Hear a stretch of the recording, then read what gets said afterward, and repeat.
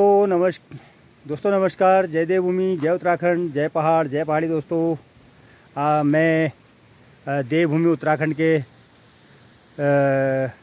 ग्राम सभा डहल पढ़ुला के मध्य में, और मैं दोस्तों आप सभी को केवल यह सड़क दिखाने का एक मकसद है कि जो हमारे दैनिक जीवन में जो आज महत्व रखती हैं वह है यह सड़क। हर सुख सुविधा में काम आने वाली वह चीज़ है यह सड़क। और दुर्भाग्य देखिए हम लोगों का कि कुछ ही अभी मात्र यह 3 दिन की बारिश का यह हाल है। वह भी मात्र आधे घंटे की जो बारिश हुई है उसमें इन सड़कों का यह हाल है। और ऊपर से पंचायती चुनाव के लिए गाड़ियों ने इस रास्ते से आवागमन करना है, गाड़ियां इस रास्ते से आ रही हैं, और आप इस सड़क के माध्यम से आप अंदाज़ा लगा सकते हैं कि किस प्रकार की हमारी व्यवस्थाएं हैं और कैसे इन सड़कों से वाहन गुजर रहे होंगे। कितना बड़ा रिस्क हमारे वाहन स्वामी और हमारे ड्राइवर जो भाई हैं वह ले रहे होंगे। देखिए ऐसी स्थितियां पहाड़ों में बनी हुई हैं। यह देखिए रोड यहाँ पर बिल्कुल कंजस्टेड है। अगर एक बारिश और होती है तो स्वतः समझ लीजिएगा कि इस रोड की क्या स्थिति होगी। उसके बाद शायद यह पैदल चलने लायक भी ना रहे, क्योंकि अभी तो पैदल थोड़ा बहुत तब भी चला जा रहा है। हालांकि अगर हम गाड़ी से अगर जाते हैं तो बड़ी मुश्किल से गाड़ी निकल रही है। कई जगहों पर अभी जल भराव की स्थिति भी है, वह भी आपको दिखाया जाएगा। लेकिन यह सड़क क्या कहती है, यह आप सभी लोग इसका मंथन करें कि हम लोग आज की परिस्थिति में भी वर्ष 2025 में हम जी रहे हैं, लेकिन सड़कों का किस तरह से हाल बना हुआ है। अगर यह सड़कें इस तरह की हैं तो आप समझ लीजिए हमारी स्वास्थ्य, शिक्षा, अन्य चीज़ों के क्या हाल होंगे। क्योंकि इस रोड से ही, इस सड़क से ही होकर गुजर कर जाना होता है हमें। स्वास्थ्य के लिए इन सड़कों से ही होकर गुजरना पड़ता है हमें। अपनी शिक्षा के लिए इन सड़कों से ही हमें अपने अन्य कार्यों के लिए गुजरना पड़ता है। यह स्थितियां बनी हुई हैं साथियों। जबकि अभी इसमें मैंने आपको जो मुख्य मार्ग जो रानीखेत टू मासी है वह मैंने आपको दिखाया नहीं है, और सोशल मीडिया पर ट्रेंड कर रहा है कि हमारे यहाँ लोकल में एक मुनिया चौरा, वहाँ से पूरी रोड ध्वस्त हो चुकी है। आज 3 दिन 4 दिन हो चुके हैं। आवागमन पूरी तरह से बाधित है। मासी और रानीखेत के बीच में कोई कनेक्टिविटी नहीं है साथियों। इस सड़क से आप अंदाज़ा लगा सकते हैं हमारे उत्तराखंड का कि किस तरह से हमारे परिदृश्य हैं, किस तरह से हमारी स्थितियां हैं। इससे आप सभी लोग आकलन कर सकते हैं। पंचायती चुनाव चल रहे हैं, लेकिन इन चीज़ों की तरफ ध्यान किसी का नहीं है, ना हमारी सरकारों का, और ना ही इन सड़कों की कोई शुद्ध लेवा अभी तक आया है कि किस तरह से हमारे चुनाव संपन्न होंगे। अगर दुर्भाग्यवश अगर आज रात को बारिश होती है और कल की डेट में चुनाव होने हैं कल को, उसके बाद इन सड़कों की क्या स्थितियां होंगी आप स्वतः समझ लीजिए कि पूरी तरह से सड़कों में दरारें आ चुकी हैं। बड़ा रिस्क हो रहा है इन सड़कों पर निकलना। साथियों ये देखिए, आपको दिखा रहा हूं कि शाम का समय हो चुका है और यह हमारे यहाँ की सड़कें हैं। अभी मैं अपने यहाँ ग्राम सभा बावन के समीप हूँ, और स्थितियाँ पूरे रोड के अमूल आपको जो मैंने पहले दिखाई थी, आप देख सकते हैं किस प्रकार की स्थितियाँ बनी हुई है। यह हमारे उत्तराखंड सरकार में हम जो हमारी ग्रामीण सड़कें हैं उनके यह हाल है। आप देख लीजिए किस प्रकार से हमको चलना पड़ रहा है, कितनी सावधानी के साथ। अभी आपको आगे और दिखाऊंगा कि किस प्रकार से। हालांकि मैं आपको पूरी वीडियो नहीं दिखा पाऊंगा क्योंकि पूरी जगह की ऐसी स्थितियां पूरे रोड के अंदर, पूरी रोड इस प्रकार की बनी हुई है। यह देखिए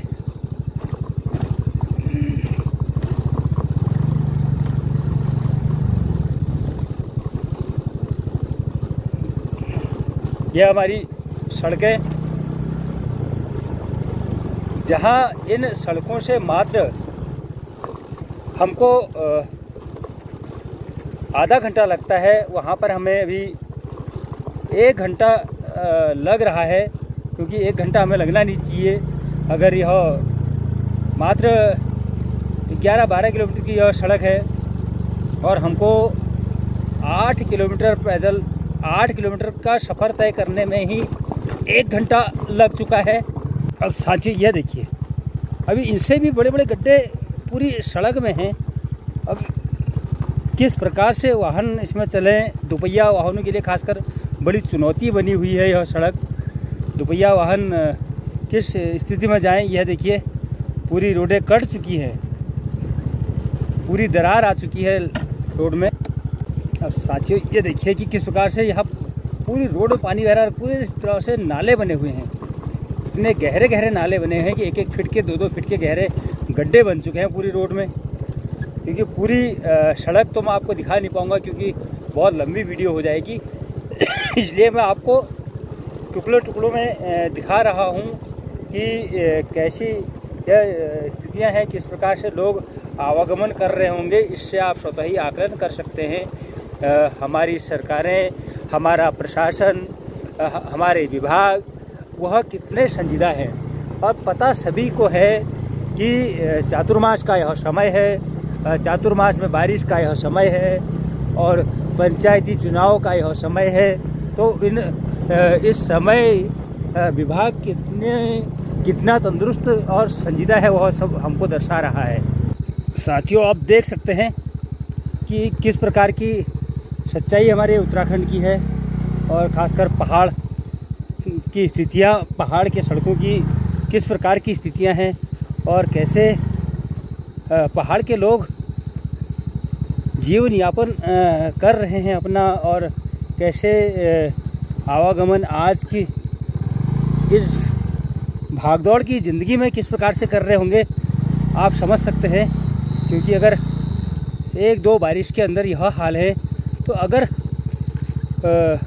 अगर हफ्ता 10 दिन अगर बारिश रह जाए तो क्या यह सड़कें सुरक्षित रहेंगी, यह भी एक सोचने की बात है साथियों।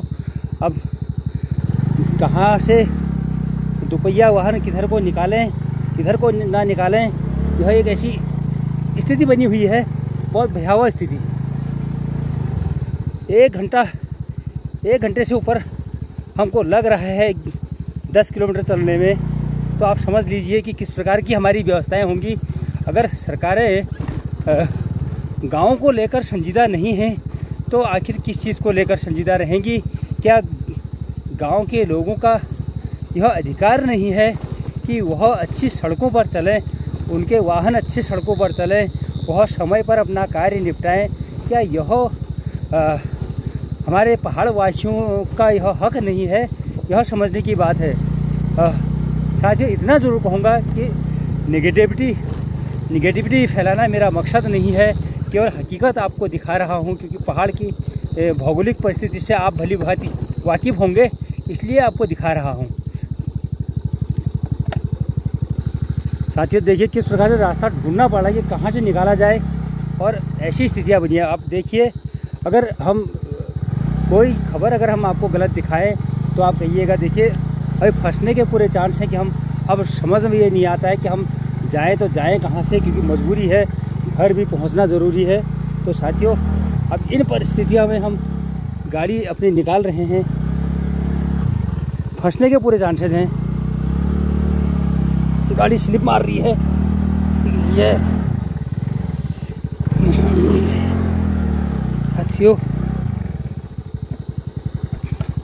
साथियों वाहन फंस चुका है।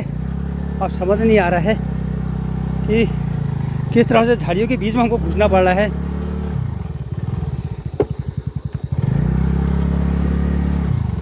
निर्वाचन की गाड़ियां इसमें जा रही हैं, किस प्रकार से लोग जा रहे होंगे आप सभी लोग अंदाज़ा लगा सकते हैं।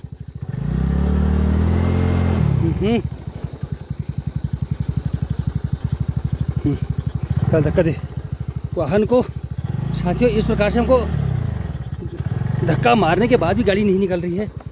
जहाँ हो चल दो इस प्रकार से हमें गाड़ी बड़ी मुश्किल से यहाँ पर निकल पा रही है, क्योंकि पाँव रखने की भी जगह यहाँ नहीं है। आप देख सकते हैं, क्योंकि दुर्भाग्य हमारा है कि यह रोड अभी तक जो 2 किलोमीटर भी पूरी नहीं है, वह अभी तक इसमें ना सोलिंग हुई। इतने वर्षों का समयांतराल चला गया है, न इसमें सोलिंग का कार्य हुआ। देखिए साथियों, आप बड़ी ऐसी विकट स्थितियाँ बनी हैं, बड़ी मुश्किल से फंसने के बाद यहाँ पर हमने गाड़ी निकाली है। अभी आपको, क्योंकि अभी हम कम से कम 1 किलोमीटर और है, फंसने के कई ऐसे स्थान बने हुए हैं साथियों। ये अब आप अंदाज़ा लगा सकते हैं कि हम किन परिस्थितियों में हम पहाड़ में जूझते हैं। अब इतने किनारे से हमको गाड़ी निकालनी पड़ रही है कि नीचे खाई है। क्या देखिए साथियों, तो आगे भी देखते हैं। अभी हमारे पूरे उत्तराखंड के पहाड़ी इलाका जो है, खासकर पहाड़ों में जो सड़कें बनी हैं, उनमें हमारी सरकार हमारे लिए कितनी संजीदा है, और उसके बाद विभाग कितना संजीदा हमारे लिए रहता है, क्या तत्पर है। क्या इस सड़क से गाड़ियाँ निकल रही हैं, पंचायत के चुनाव की गाड़ियाँ निकली हैं जो इलेक्शन ड्यूटी में जा रहे हैं, क्या इन गड्ढों को भरा नहीं जा सकता था। जेसीबी लगी हुई कहीं नहीं दिखी है कि 10 किलोमीटर की सड़क में हम घूम के आ रहे हैं, तो कहीं हमें एक जेसीबी नहीं दिखी कि कहीं अगर गाड़ी फंस जाए तो उसमें जेसीबी लगे।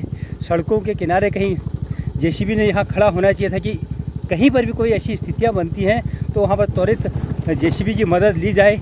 ऐसी स्थिति भी यहाँ नहीं है, क्योंकि विभाग संजीदा नहीं है, सरकार निरंकुश है।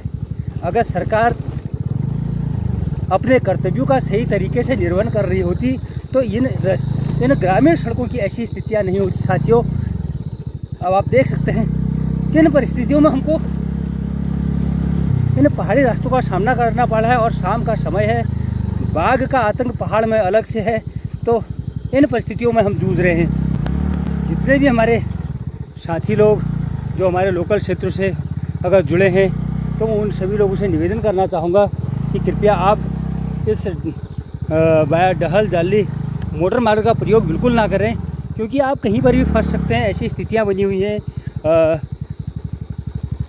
कहीं पर भी आप फंसेंगे तो आपके लिए कोई ऐसी व्यवस्था नहीं है कि आप यहाँ से निकल पाएँ।